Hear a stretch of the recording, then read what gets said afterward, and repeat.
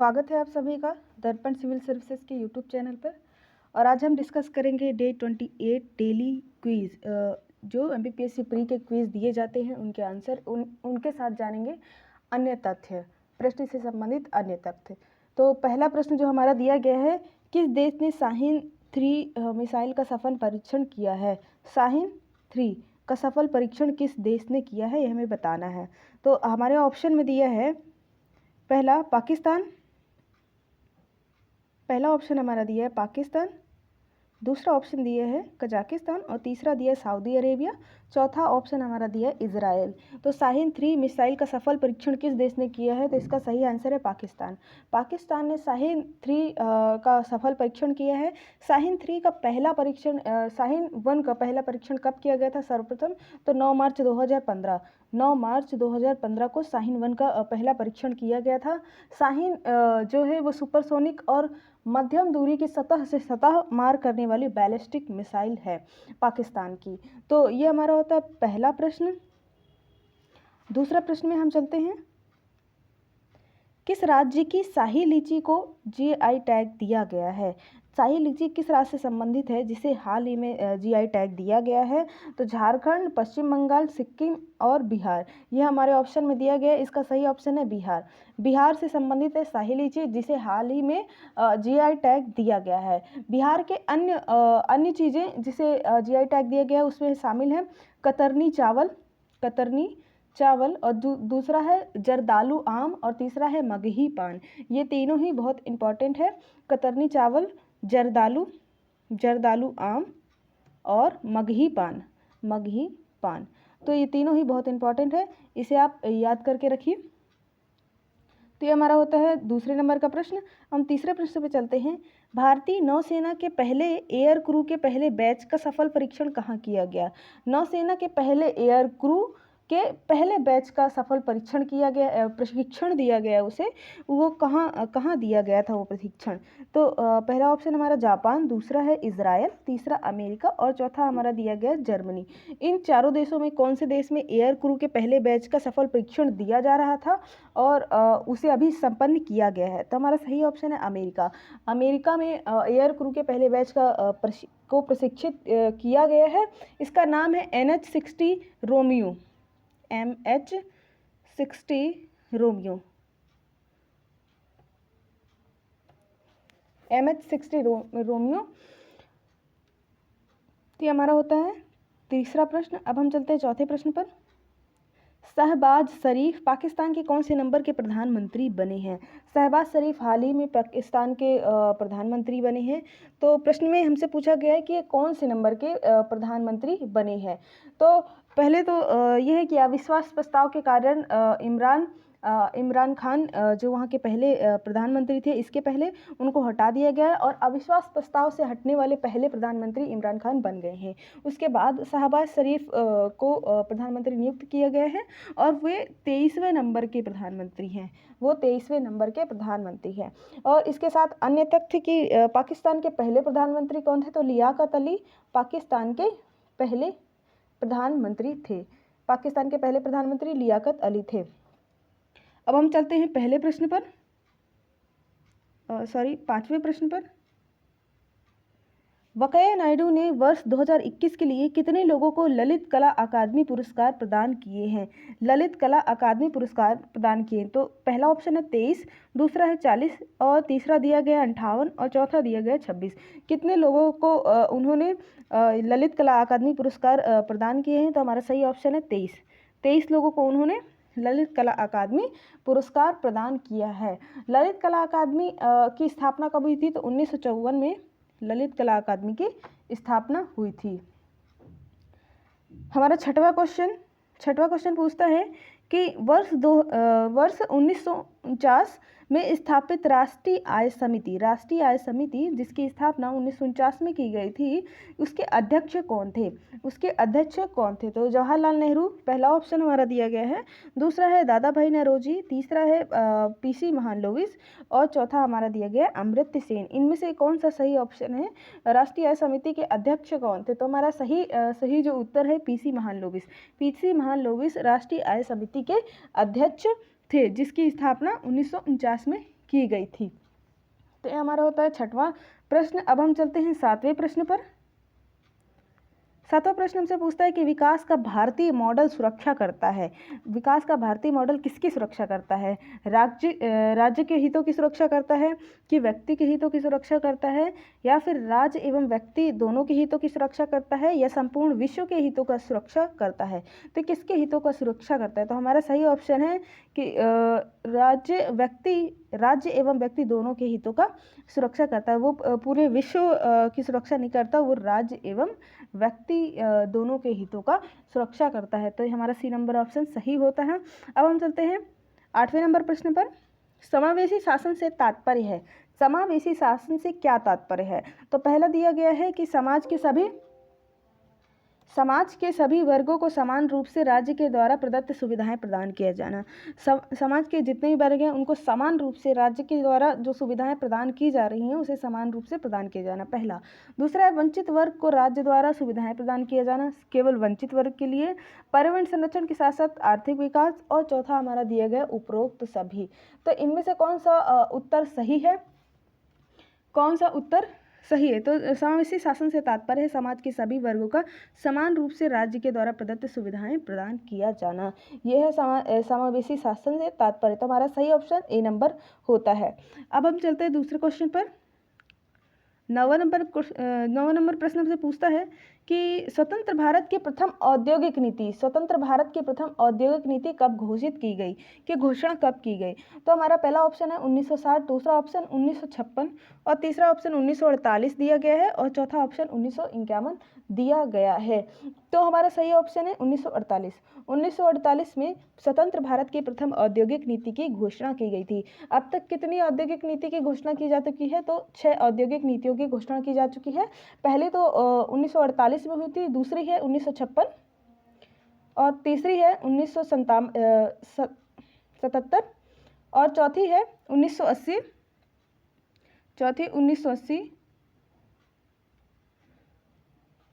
पांचवी है 1990 और छठवीं है 1991। 1991 में अंतिम बार औद्योगिक नीति, छठवीं औद्योगिक नीति की घोषणा की गई थी। तो ये हमारा होता है 9वां नंबर का प्रश्न। अब हम चलते हैं 10वें प्रश्न पर। 10वां प्रश्न, गलत सुमेल का चयन करें। कौन सा ऑप्शन जो है वो गलत सुमेलित है, ये हमें चयन करना है। तो पहला दिया गया है कि इस्पात संयंत्र और सहयोगी देशों उसके स्थापना में कौन से देश ने सहयोग किया, इसकी हमको जोड़ी मिलाना है। तो राउरकेला में जर्मनी ने किया था, तो ये बिल्कुल सही है। भिलाई में यूएसएसआर जो वर्तमान में रूस कहलाता है।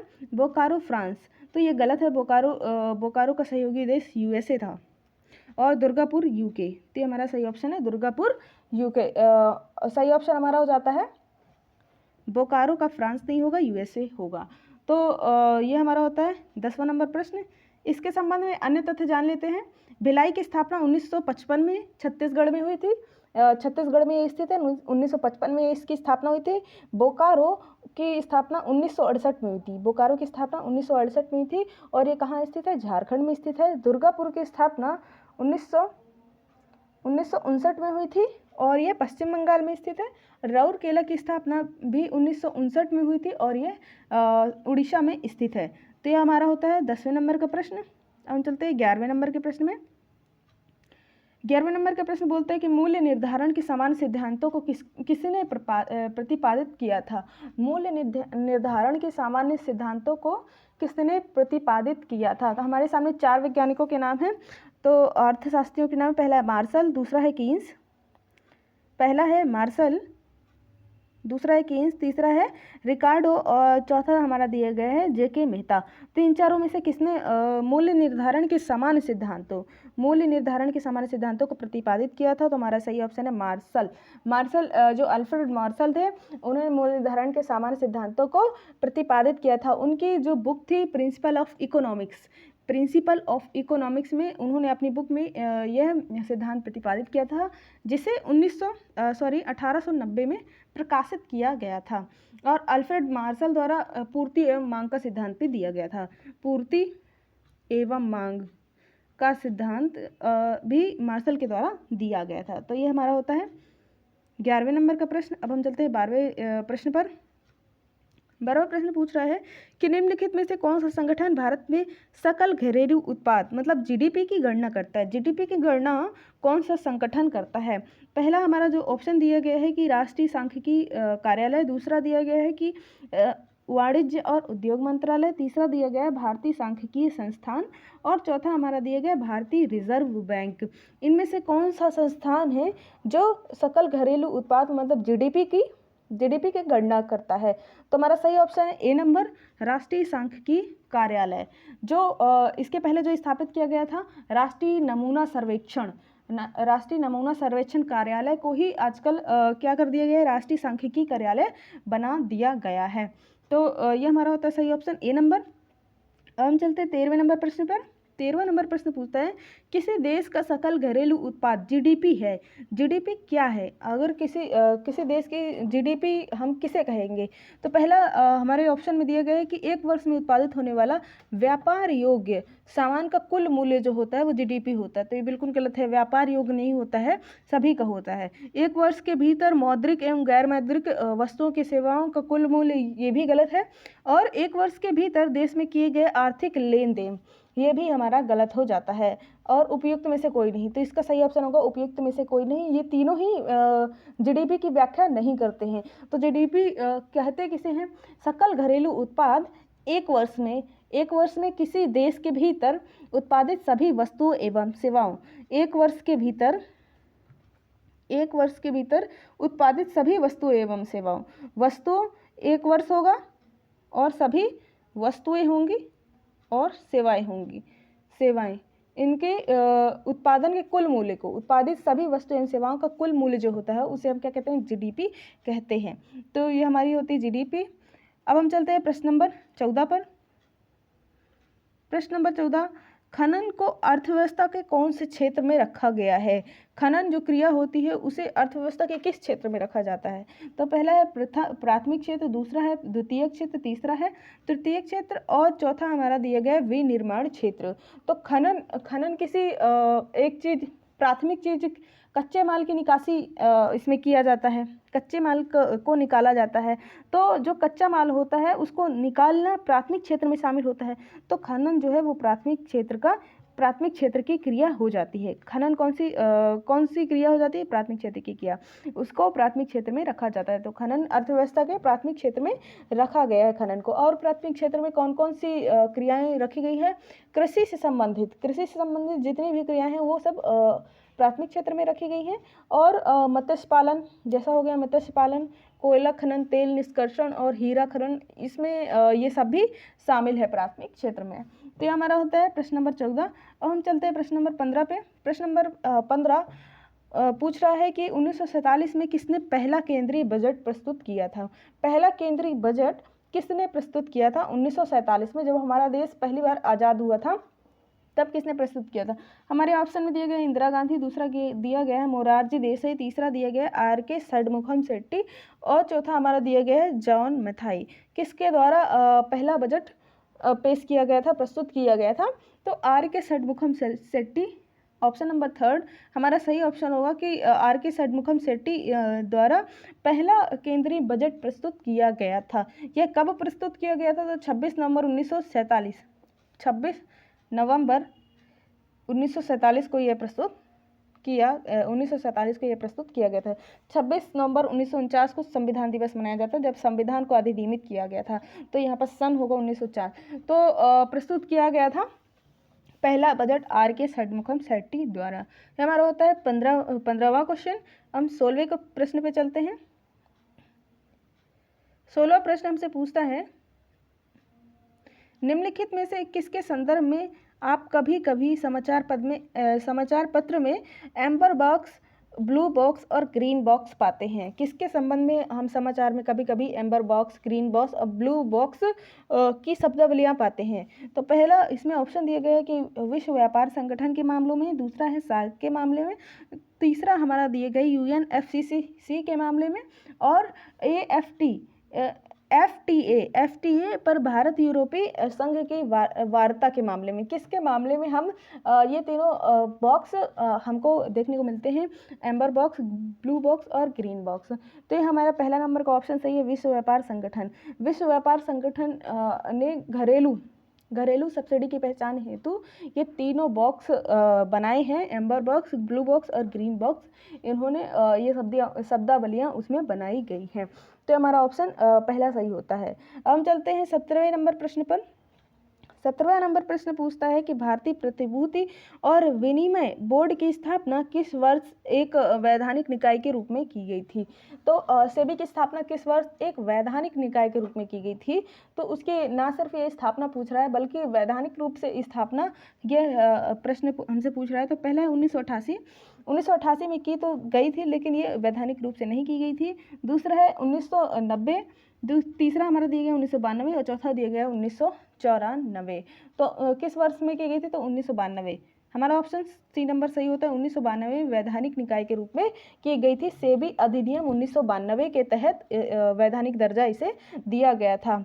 बिना वैधानिक मतलब उसके पहले भी सेबी को स्थापित कर लिया गया था 1988 में, तो पहली बार स्थापित हुआ था 12 अप्रैल 1988 में।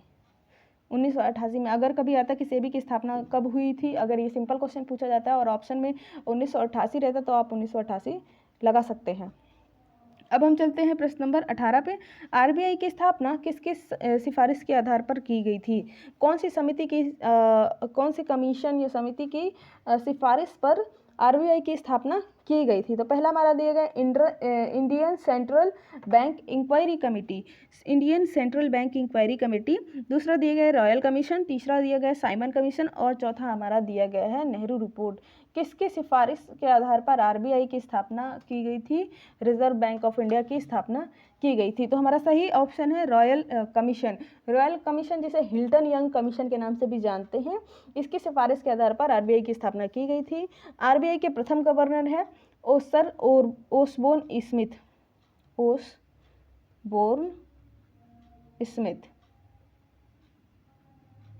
आरबीआई के प्रथम गवर्नर है सर ओसबोर्न स्मिथ। और प्रथम भारतीय गवर्नर कौन थे, तो सीडी देशमुख जी प्रथम भारतीय गवर्नर थे।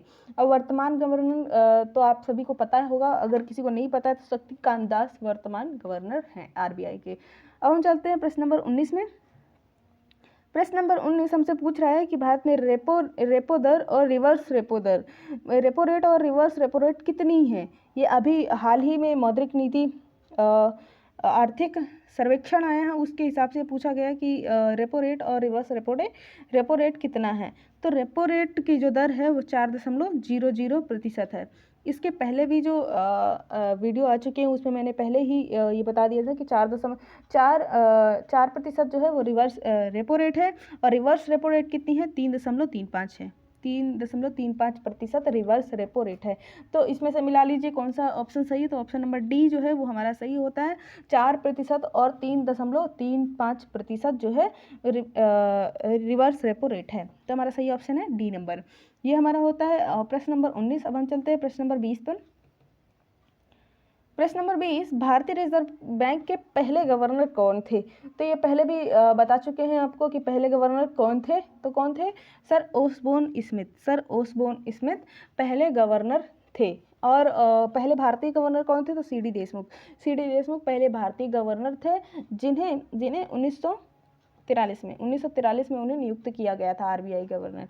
तो इस प्रकार हमारे होते हैं डे 28 डेली प्री क्विज के क्वेश्चन का डिस्कशन होता है। इसी तरह के प्रश्न पाने के लिए आप हमारा ऐप डाउनलोड करें, दर्पण सिविल सर्विसेज का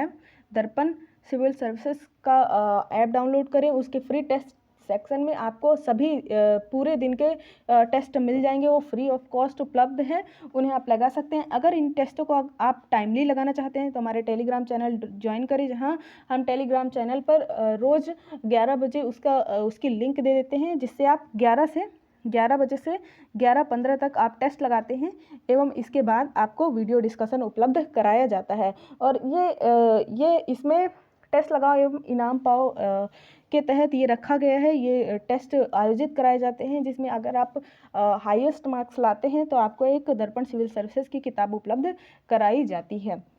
तो इस प्रकार आज का होता है। धन्यवाद आप सभी को, फिर मिलते हैं अगले टेस्ट के साथ।